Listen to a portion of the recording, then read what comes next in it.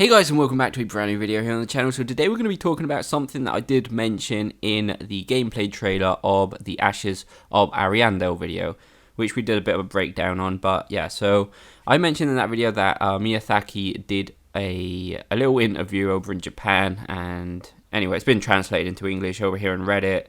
I'll leave the link in the description and all that.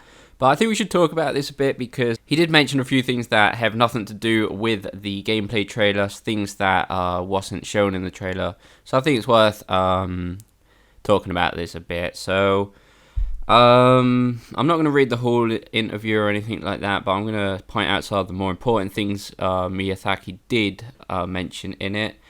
And yeah, there's a few things in here, or at least one in specific, that brought a lot of complaints, and people are feeling a bit ripped off in the Dark Souls community. And that is actually the first question in the interview. So the question is, how many DLCs do you plan for Dark Souls 3? Compared to Artorias of the Abyss, how much volume does it have?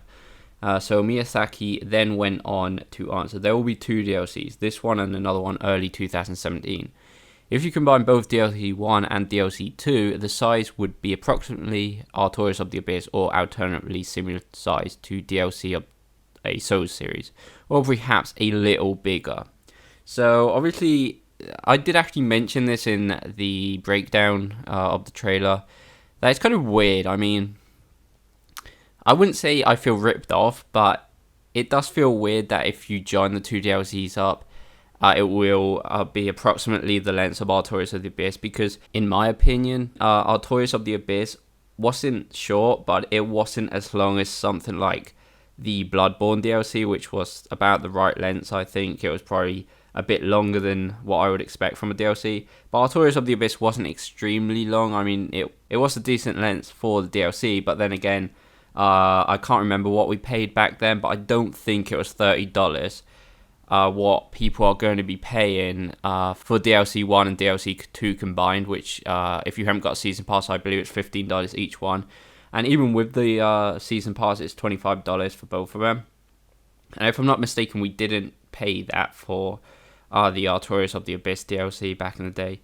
And even like I said, the Bloodborne DLC, which was a bit longer than that, a bit longer than Artorias of the Abyss, we paid, what was it, $20, I believe?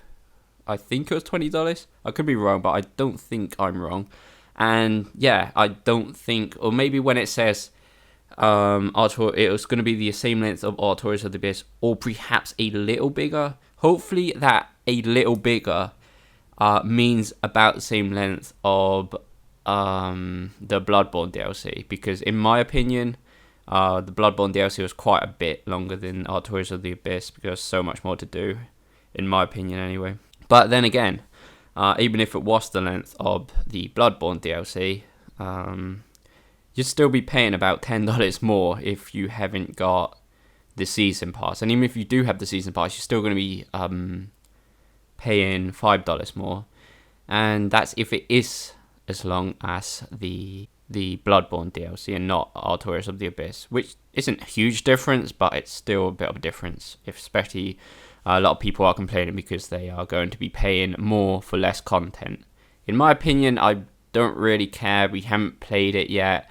I think everybody should calm down until we have played it. Maybe this a little bigger is actually quite a bit bigger, but you know, you never know. And maybe what if, even if it's shorter, what if it's just 10 times as epic as the other ones? You know what I mean? Maybe it's a really, really intense epic DLC, even if it is shorter. You never know. It could be so many things, or so many more mechanics and stuff that you haven't really seen in other DLCs. Just better quality, maybe, even if it's shorter, you know.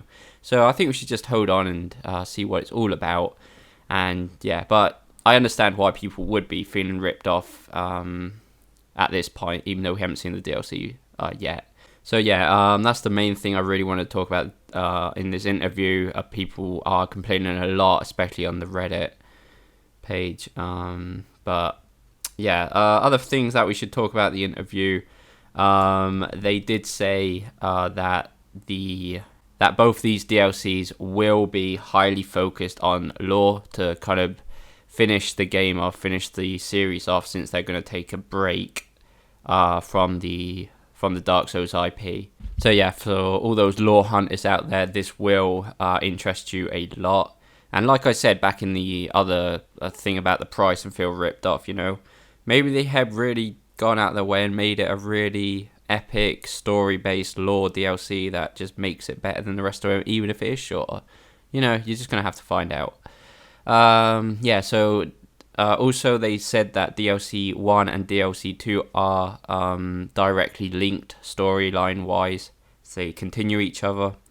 They also, or Miyazaki did go out of his way to mention a few times that it will be, or DLC 1 will be a massive open field.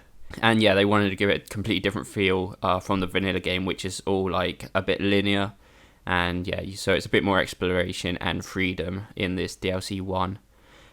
He also mentioned that PvP Arena is definitely going to be a thing, and it is confirmed. And it's going to be similar to the one on Dark Souls 1 DLC, where 1v1 and team battles are confirmed. And also they said that on the first DLC there'll be a simple map for PvP, and then in DLC 2 they will get a more complex map out for PvP, or at least that's what he said so far. He also mentioned that DLC 1 is going to be quite different from the vanilla game, but DLC 2 is going to be a bit more like the vanilla game. So I'm guessing he's meaning like DLC 1 is going to be more freedom, more free roam Dark Souls, but then DLC 2 is going to kind of bring it back a bit to feel like the vanilla game.